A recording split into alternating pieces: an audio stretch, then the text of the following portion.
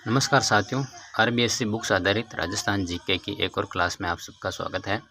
आप क्लास के अंत तक जरूर बने रहिए। ये ऐसे प्रश्न हैं जो एग्जाम की दृष्टि से काफ़ी महत्वपूर्ण है। सारे के सारे प्रश्न एग्जाम ओरिएंटेड है, तो आप वीडियो को अंत तक जरूर देखें।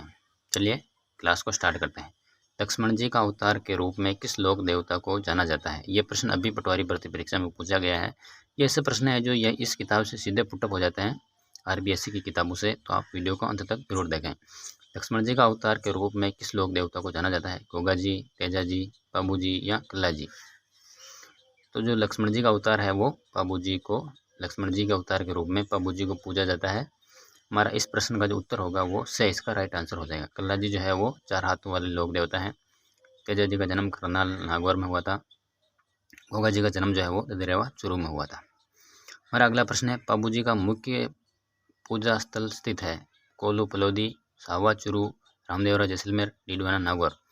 जो बाबू जी का जो जन्म है वो कोल्लूमंड पलौदी में हुआ था, तो इनका जो मुख्य पूजा स्थल है वो है कोल्लूमंड पलौदी। हमारा इस प्रश्न का जो राइट आंसर होगा वो इसका बिल्कुल राइट आंसर हो जाएगा। रामदेवरा जैसलमेर का संबंध जो है वो रामदेव जी से है। सावा चूरू में गुरुद्वारा बुड्ढा जोड़ा जो है वो यहाँ पर मेला लगता है सावा चूरू में। डीडवाना का संबंध जो है वो डीडवाना झील यहाँ पर है। तो हमारा इस प्रश्न का जो राइट आंसर होगा वो इसका बिल्कुल राइट आंसर हो जाएगा। हमारा अगला प्रश्न है, किस लोक देवता को जागीर परी कहकर पूजने से सर्प का विष प्रभावहीन हो जाता है? दोस्तों ये थोड़ा नया टाइप का प्रश्न है। किस लोक देवता को जागीर परी कहकर पूजने से सर्प का विष प्रभावहीन हो जाता है? तो वो लोक देवता है मलिनाथ जी। मलिनाथ जी को जागीर परी कहकर पूजने से सर्प का जो विष है वो प्रभावहीन हो जाता है। या यह भी प्रश्न पूछ सकता है कि जागीर परी का संबंध जो है वो किस लोक देवता से है? तो वो है मलिनाथ जी। अगला प्रश्न है, तिलवाड़ा बाड़मेर का संबंध किस लोक देवता से है? तो तिलवाड़ा बाड़मेर का संबंध जो है वो मलिनाथ जी से है। कामड़िया पंथ की स्थापना किस लोक देवता द्वारा की गई है? तो कामड़िया पंथ की स्थापना आप सबको पता ही है, वो गोगा जी द्वारा की गई है। हमारा इस प्रश्न का जो राइट आंसर होगा वो इसका बिल्कुल राइट आंसर हो जाएगा। हमारा अगला प्रश्न है, सांप्रदायिक सद्भाव किस मेले की मुख्य विशेषता है? तिलवाड़ा बाड़मेर, रामदेवरा जैसलमेर, पुष्कर अजमेर या नरहड़ झुंझुनू? तो जो सांप्रदायिक सद्भाव का जो है वो रामदेवरा जैसलमेर का मेले की विशेषता जो है वो सांप्रदायिक सद्भाव है। सांप्रदायिक सद्भाव जो है वो रामदेवरा जैसलमेर के मेले की मुख्य विशेषता है। हमारा इस प्रश्न का जो राइट आंसर होगा वो होगा रामदेवरा जैसलमेर। ये मेला दोस्तों अभी चल रहा है, भाद्रपद शुक्ल पक्ष की बीज से लेकर ये मेला स्टार्ट होता है। ये मेला जो है वो भी वर्तमान में चल रहा है। मेरा अगला प्रश्न है, किस संप्रदाय में परमात्मा को अलग निरंजन या निरंजन कहा जाता है? नाथ संप्रदाय में, रामसनई संप्रदाय में, निरंजनी या जिस्नादी संप्रदाय में? तो जो निरंजनी संप्रदाय है इसके जो संस्थापक थे संत हरिदास जी सांगला, और जो निरंजनी संप्रदाय है जो है उसको हम अलग निरंजन या निरंजन भी कहा जाता है। उसमें परमात्मा को अलग निरंजन या निरंजन भी कहा जाता है। हमारा इस प्रश्न का जो राइट आंसर होगा वो इसका बिल्कुल राइट आंसर हो जाएगा।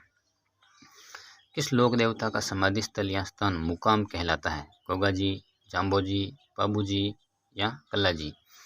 तो जो जाम्बो जी जो है इनके समाधि स्थल जो है वो मुकाम कहलाता है। तालवा गांव के निकट जो है इनका समाधि स्थल है, बीकानेर जिले में। हमारा इस प्रश्न का जो राइट आंसर होगा वो इसका बिल्कुल राइट आंसर हो जाएगा। लालदासी संप्रदाय के प्रवर्तक कौन है? गोगा जी, निरंजनी, लालदास जी या कल्ला जी? तो जो लालदासी संप्रदाय है के प्रवर्तक जो है वो लालदास जी है।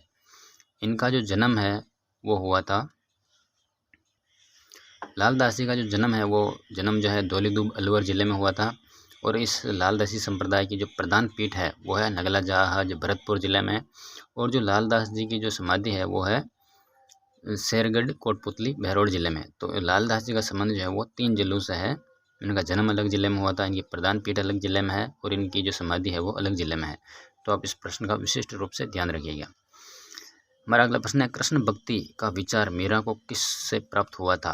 दादी से, ससुर से, नानी से या सहेली से? तो जो कृष्ण भक्ति का विचार जो है वो मीरा को अपनी दादी से प्राप्त हुआ था। इस प्रश्न का विशेष रूप से ध्यान रखिए क्योंकि ये ऐसा पहले प्रश्न कभी एग्जाम में पूछा नहीं गया है, ये एग्जाम में आगे आ सकता है। हमारा अगला प्रश्न है, रामसनई संप्रदाय की 4 प्रधान शाखाएं मानी गई हैं। शाखाओं में कौन सी शाखा शामिल है? रैण, खेड़ापा, सिंहतल या जायल। शाखा यहाँ पर पूछा गया है, रामसनेही संप्रदाय की 4 प्रधान शाखाएं मानी गई हैं, उनमें से कौन सी शाखाओं का संबंध जो है वो रामसनेही संप्रदाय से नहीं है। जायल का संबंध जो है वो रामसनेही संप्रदाय से नहीं है। यह जायल नागौर में रामसनेही संप्रदाय की कोई पीठ नहीं है। रेण नागौर में रामसनेही संप्रदाय की पीठ है, जिसकी स्थापना जो है वो संत दरियाव जी ने की थी। सिंहतल बीकानेर में रामसनेही संप्रदाय की शाखा है, इसकी स्थापना जो है वो हरि रामदास जी ने की थी। और खेड़ापा जोधपुर में भी इनकी शाखा है, जिसकी स्थापना जो है वो रामदास जी ने की थी। तो जो जायल का संबंध जो है वो रामसनेही संप्रदाय की किसी भी शाखा से नहीं है। हमारा अगला प्रश्न है, 4 बेत कहाँ का प्रसिद्ध लोक नाट्य है। जैसलमेर, उदयपुर, टोंक या कोटा। तो 4 बेत जो है वो टोंक जिले का प्रसिद्ध है। ये एक लोक नाट्य है जो टोंक जिले में किया जाता है।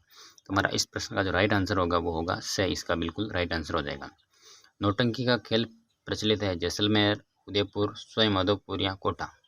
तो जो नौटंकी का जो संबंध है वो है सवाई माधोपुर जिले से। नौटंकी का खेल जो है वो सवाई माधोपुर जिले में खेला जाता है। जैसलमेर, उदयपुर और कोटा से इसका कोई संबंध नहीं है। तमाशा लोकनाट्य प्रसिद्ध है जैसलमेर, उदयपुर, जयपुर या कोटा। तो जो तमाशा लोकनाट्य है वो राजस्थान में केवल जयपुर जिले में ही प्रसिद्ध है। इसका संबंध जो है वो केवल जयपुर जिले से है। प्रसिद्ध कलाकार जानकीलाल बांड का संबंध किस जिले से है। जैसलमेर, बारा, सीकर या भीलवाड़ा। तो जो जानकीलाल बांड का संबंध जो है वो भीलवाड़ा से है। ये स्वांग के बहुत ही प्रसिद्ध कलाकार हैं। इस कला को करने वाले को ये बहरूपिया कहा जाता है। हमारा अगला प्रश्न है, मावलिया किस जाति या जनजाति का नृत्य है। भील, कथोड़ी, सहरिया या मीणा। तो जो मावलिया जो लोक नृत्य है वो है कथोड़ी जाति का। कथोड़ी जाति के 2 ही नृत्य हैं, एक तो होली नृत्य और एक मावलिया नृत्य। दोनों का संबंध जो है वो कथोड़ी जाति से है। तो हमारा इस प्रश्न का जो उत्तर होगा वो कथोड़ी से हो जाएगा।